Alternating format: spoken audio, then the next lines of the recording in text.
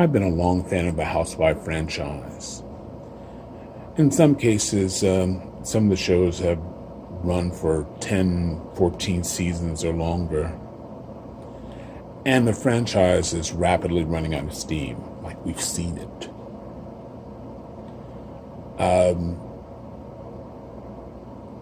Dallas was canceled. As far as I'm concerned, Orange County should have been canceled seasons ago. I think Atlanta should follow them, and I love Atlanta. Atlanta is where I got my start. But it's much of the same, and you stick to it, and it's like eating something that's odorless and tasteless. That's what the Atlanta left me with. I was looking forward to seeing, the show, and it led to the same arguments for the rest of the season. It's like, seen it already. New York has been a disappointment, even though they've integrated the cast and added new younger members to the cast. Disappointment. And I love New York. Of all the ones, that's my favorite. But I think they're trying to add people of color. They're trying to liven it up, add more spice. This season, Beverly Hills, which has not been a favorite, was very good this year. Is very good this year because it has built-in real-life drama. Tom Giraldi, famed lawyer in California, big lawyer in California, embezzled money from burn victims' mothers, survivors of a plane crash in Indonesia, has taken their money. We're talking about millions of dollars, not a couple. We're talking about a lot. The question is Erica Jane involved? Her close friends who love and adore her are questioning, how could she not know? She's living this life of excess.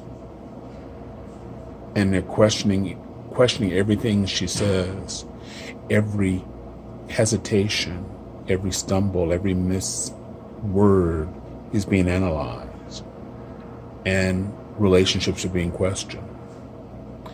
And it has brought drama that Beverly Hills has never seen. Last week we thought that she was going to beat Sutton's ass in Kathy Hilton's home. Her butler, Patrick, who's been with the family for 50 years, was terrified. And you just don't see this type of drama. And the question is, who will be standing at the end of the day with Erica Jane? Or maybe she is guilty. We don't know.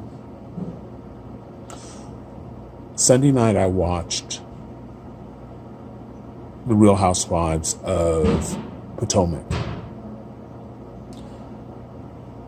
and the premiere of The Real Housewives Salt Lake City. Salt Lake City had a decent season, but last Sunday, Salt Lake City was boom. The first 96 seconds of that show is like no other. Not manufactured, all based in fact.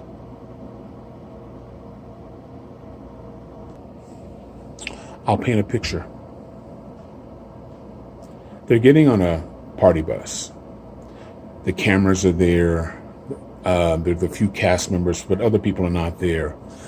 As the cameras pan the bus, we see pillows with cast members' names on the pillows, indicating this is where they're sitting. Heather's there, Whitney there, and Lisa's there. I'm sorry, Heather, Whitney, and Lisa is there, and then we get Jen Shaw. Jen Shaw comes on the bus, hello, makes her hello, and then she gets a phone call. And after the phone call, she stands up and she looks at Whitney. She says, take this mic off me, take this mic off me. And without so much of a goodbye, she gets off the bus and jumps into a nearby Ford pickup and leaves. People are like, okay, what just happened here? Next thing we hear are police helicopters, sirens heading that way. Pause. Early this year, Jen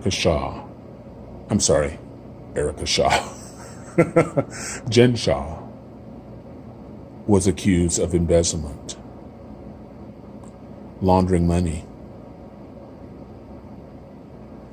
And she and her first assistant, could face jail time as long as up to 30 years based on these charges. The police, the helicopters, they weren't Salt Lake. These were federal police. And we see the federal police enter the bus. This is real stuff. This is OJ in his pickup driving around, holding us hostage because we don't know what's happening next. That's what the first 90 seconds of the Real Housewives of Salt Lake City was Sunday night. And you won't see anything like that anywhere. It was intense. It was, the intensity was off the hook.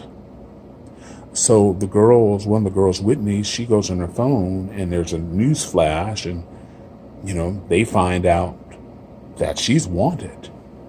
Now the question is, who dropped a dime on her?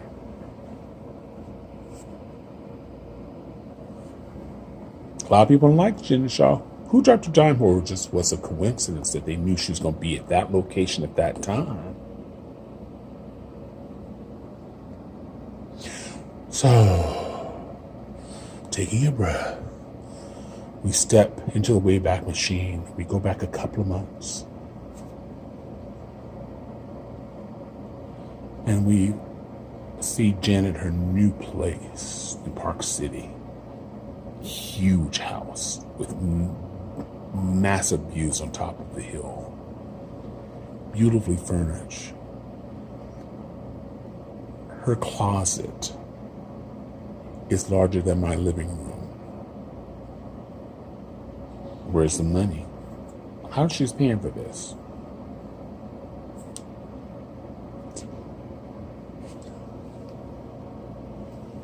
So Lisa comes and they catch up. And these are clearly TV friends. Unlike New York, they haven't seen each other in months. And we learn the same time that Lisa learns that Jen's husband, Sharif, threatened to leave her after 26 plus years of marriage. Jen was raised a Mormon. When she met Sharif, who is Muslim, Sharif couldn't live with the thought of marrying a Mormon based on what they've done to black and people of color. And so she converted into Muslims, I would get it wrong. And they're having a party and family's there. And there's one cringeworthy scene where her beloved aunt comes in, and her beloved aunt the year before had her legs amputated. And we get to see her, the stems into the shoes, and Jen pulls up for the world to see. Very cringeworthy. God bless her aunt, and we're all glad that she's still here, but I'm not sure that's something I'd want to show the world. Just me. We later catch up with the other cast members. And remember, this is 2 months later. This is 2 months before the incident. A lot of the cast members are still harboring anger and hurt from the last season. much of it, Heather, who is very close to, I'm sorry, I can't think of her name. My breast just is, well, I'm going to switch over to Heather. Heather's oldest child is college bound, and Heather wants her daughter to go anywhere outside of out of Salt Lake City. Heather was raised Mormon. She married a Mormon. She went to Mormon college, and she feels that she missed a lot being Mormon. You know, her husband left her, and I'm not sure if this is true. Somebody will correct me, but he left her and maintained his status as a Mormon. She did not, even though he left her. So there's a lot of pain there. Meanwhile, we'll go over to Mary Crossley. She and Jen have never been friends. Mary Crosby's history is sad, and she looks sad. She really and truly just looks sad. She is the first lady of the Pentecostal church in Salt Lake City. Yes. Her husband, who used to be married to her grandmother, I just want to remind her, caught COVID in Florida. Why in COVID? We don't know. Like, how did you catch? Aren't you? Salt Lake City is not a nearby state to Florida. But we'll learn more in future episodes. Her son is gone, and they're at odds, and so she's in this big house, huge house, alone, lonely, talking to her wig stands and mannequins and the whole 9 yards, and decides that she's going to start a podcast. But there's no real plan, no rhyme or reason to this podcast. And it's a disaster. I love Mary. Again, there's something sad about her. She's got all of these clothes, expensive clothes, Tom Ford, designer clothes. And she, along with the Real Housewives of Potomac, Giselle, I think Giselle is worse, can take an expensive outfit, brand new outfit, and accessorize it, make it look like it just came from Walmart. Sorry, that's my opinion. But it's really, really sad.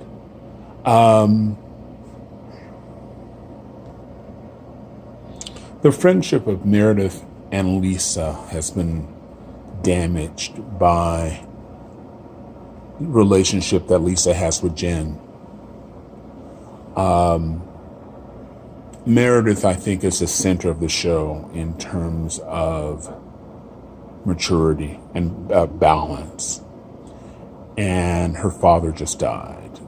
And she was born and raised Jewish, and they were having Shabbat. And they invited Lisa over. Jen has gone on social media and made gay comments about her son. And as we all know, that's not a place you go. You don't talk about the kids. You never talk about the kids. Ever, ever, ever. So she's questioning Lisa's loyalty to her by having a friendship with Jen, which is totally understandable. Finally, I'm going to get to Whitney. Whitney's my favorite. She's the youngin'. You know, she fell in love with another married man, and while she was married, and she and her husband were excommunicated from the church, from the Mormon church. And she's a free spirit. She's just fun. But she's also much younger than her husband. In fact, his stepchildren are within striking range of Whitney. So they do shots there in the winter, and they have a hot tub they're getting in. She's in her bikini, and she makes a cake, and she's kind of wasted. So she's taking the cake out to the hot tub, and it falls on the floor. She picks it up, it falls again. She picks it up, it falls again. But our Whitney is not a shrieking violet. Now we have a new cast member. I don't remember much about her, and I apologize. She's Asian. She is a refugee from Vietnam. She's spicy. Remember that. And she's a lot. It's very clear to me that she's going to have a major role, and she's not taking stuff from nobody. So that's the Real Housewives of Salt Lake City. Try not to limit yourselves because the people don't look like you. There are people who only watch black programs and say, I can't relate to white people. But the reality is, if it's a good story, you can relate to it. And the best two stories are happening right now in Beverly Hills. Not only is it good, it's scary. Because loyalties are being tested. Salt Lake City, I recommend everybody see the first show. I hope this is not the peak, but I am going to review this year. I thought about doing it last year, but I've been so disappointed with the Real Housewives franchise that I'm just not motivated to do it until now. When I first heard about Salt Lake, I went, Salt Lake City? I don't think there's 250,000 people in Salt Lake City. But it opened to solid ratings last year. In fact, most people who watched the show watched it on demand, through their DVR. And it was one of the highest rated shows, or highest recorded shows in last year, and I believe the highest recorded show in Bravo's history. It's worth a look. Stay with me. My reviews are, unlike some of my colleagues, will try to be less than 15 to 20 minutes. This has gone longer because I think I had more background to give. But I hope you stay with me on this journey, and I hope that Salt Lake City won't disappoint. I'm hoping and praying, please, please. Because I'm telling you, Sunday we're all still talking about Sunday. My daughter and I have been texting back and forth and talking about it, how breathtaking, and how we've never seen anything about it. And so do the press who has reviewed it are talking about. So it's worth your time. You can find it on YouTube. Salt Lake City appears right after the Potomac on Bravo on Sunday nights. Meanwhile, it's a Rodfather 916 trying to get out of here before 20 minutes. It's a long one for me. Wish you love, joy, and happiness. Please be safe. I'm out of here. Bye.